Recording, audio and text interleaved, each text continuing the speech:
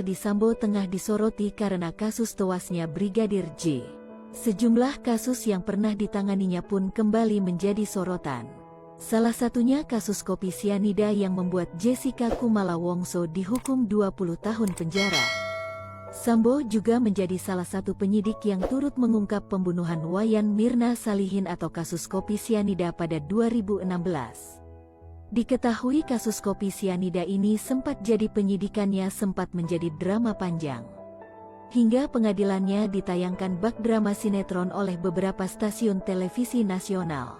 Jessica Kumala Wongso dinyatakan bersalah karena membunuh Mirna menggunakan zat sianida yang dimasukkan ke dalam es kopi Vietnam yang dipesannya di Cafe Olivier pada tanggal 6 Januari tahun 2016.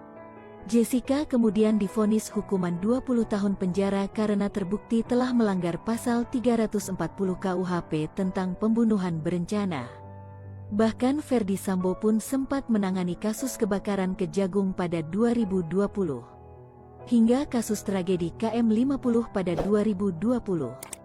Soal kasus kopi sianida, Jessica Kumala Wongso mengaku tidak membunuh Mirna, hingga akhirnya dirinya dipenjara.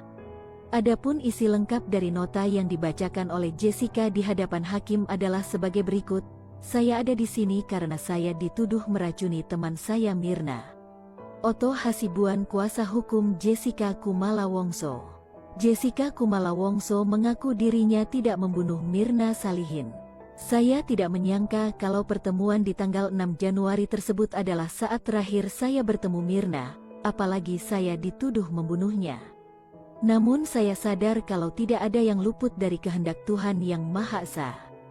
Dan selama ini saya diberikan kekuatan yang sangat luar biasa untuk menghadapi cobaan ini. Mirna adalah teman yang baik, karena Mirna memiliki sifat yang ramah, baik hati dan jujur dengan teman-temannya. Selain itu dia juga sangat humoris, kreatif, dan pandai. Walau kita jarang bertemu karena tinggal di negara yang berbeda, tetap sangat mudah untuk menghabiskan waktu berjam-jam bercanda dan mengobrol pada saat bertemu.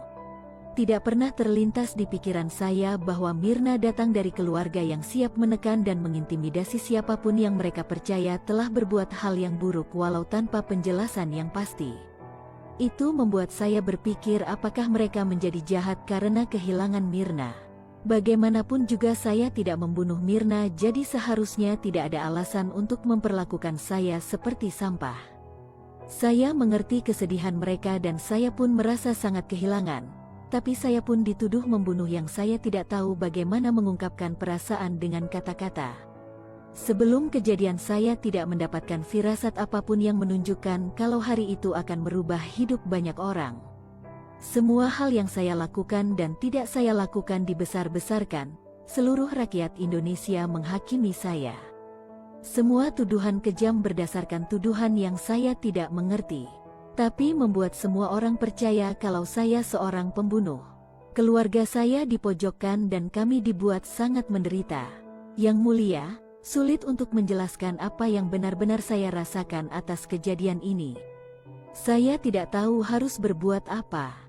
Apa benar ini gara-gara kopi? Tapi satu hal yang saya tahu dan yakinkan, saya tidak menaruh racun dalam kopi yang diminum Mirna. Seringkali saya berpikir apa ada hal yang bisa saya lakukan lebih baik di hari itu untuk mengubah semuanya. Pikiran ini membuat saya sangat sedih dan tertekan. Dalam waktu yang cukup lama saya tidak bisa berupaya untuk membela diri. Walaupun kenyataan hidup saya sangat mengerikan, tapi saya yakin kalau Tuhan mendengar doa saya karena ini doa orang benar yang tertindas. Pada hari kematian Mirna, mimpi buruk saya dan keluarga saya dimulai. Sejak di rumah duka saya sudah dituduh menaruh sesuatu di kopinya Mirna, lalu polisi tanpa seragam dan identitas mulai berdatangan ke rumah. Bahkan keluarga sekitar terganggu. Wartawan mulai datang ke rumah dan akhirnya saya tampil di media dan dicemooh.